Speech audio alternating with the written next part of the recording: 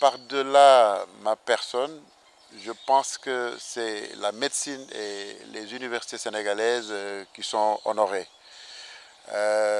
C'est en quelque sorte une reconnaissance du leadership et de la qualité de l'enseignement de la médecine au Sénégal. Euh, je, je suis très content, je suis très heureux par cette distinction, mais quel que soit le caractère prestigieux, je pense qu'il faut garder son humilité. Cette distinction nous pousse finalement à travailler, à maintenir, si vous voulez, le sacerdoce, les sacrifices et tout l'engagement et le dévouement que nous avions pour l'enseignement et la pratique de la médecine dans notre pays. Je pense qu'il faut absolument continuer dans cette voie. C'est finalement ce que ça m'inspire, cette distinction. Les nominés ne sont pas au courant de leur nomination. Il faut que des membres élus du collège présentent la candidature en décrivant un tout petit peu les travaux scientifiques, les publications et en particulier, ils insistent sur les aspects en tout cas très valorisants du cursus professionnel. Qu'est-ce qu'on a pu réaliser dans sa carrière.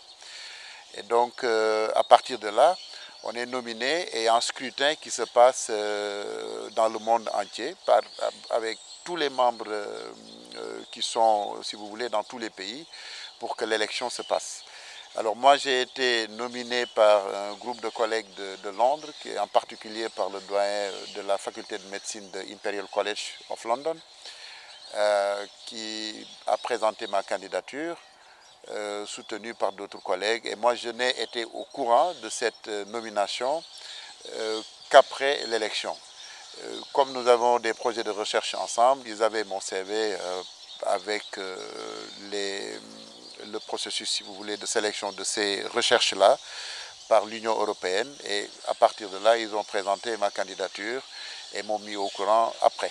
Donc voilà un peu comment se passe le processus. Je suis le premier Sénégalais, mais il y a d'autres Africains, pour l'essentiel venant de pays anglophones. Par exemple, dans le contingent de cette année, nous étions une bonne centaine, mais les trois quarts sont des médecins américains, australiens et canadiens.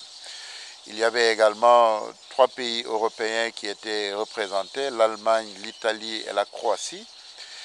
Et il y avait quelques pays asiatiques. Et pour le compte de l'Afrique, nous venions d'Afrique du Sud, du Malawi, de Tanzanie, du Soudan, du Nigeria. Il y avait un ressortissant nigérian, un ressortissant ghanéen et moi-même du Sénégal.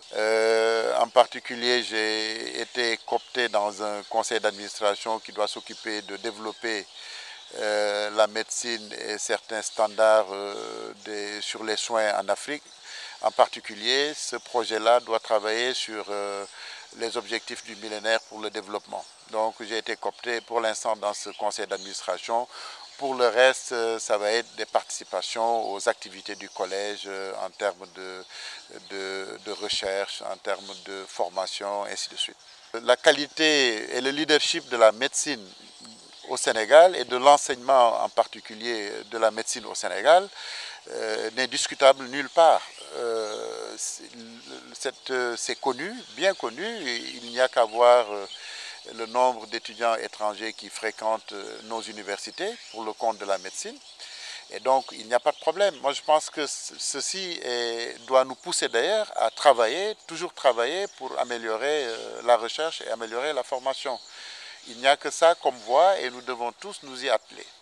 Oui, l'UFR de santé de Thiès se porte très bien. Nous avons mis en place des dispositifs pédagogiques efficaces qui fonctionnent. Nous allons aborder là dans 4 semaines, au début du mois d'octobre, notre 7e année. Et les résultats du concours d'internat de cette année, en tout cas, montrent à souhait que l'enseignement qui est donné à l'UFR Santé de l'Université de Thiès est un enseignement de qualité. Et sur le plan hospitalier également, les stages se passent très bien. Il faut un recrutement d'enseignants conséquent en qualité et en nombre. La deuxième chose, c'est de développer les infrastructures en n'oubliant pas les infrastructures universelles qui sont dans les hôpitaux, parce que ça, on a souvent tendance à l'oublier. Plus de 50% des activités pédagogiques de la fac de médecine se passent dans les hôpitaux. Alors, il faut le développer. Le troisième point certainement à améliorer, c'est la mise à niveau, c'est des textes. Des textes réglementaires, en particulier la revue des textes de la loi de 98 portant réforme hospitalière, pour prendre en compte, si vous voulez, ces nouvelles unités de formation dans les régions qui accueillent des spécialistes et qui devraient pouvoir améliorer, si vous voulez, les soins et le plateau technique dans les régions. Donc ceci est extrêmement important. La revue de ces textes est actuellement au ministère de la Santé et il faudrait peut-être activer ce processus pour que ça aille très vite.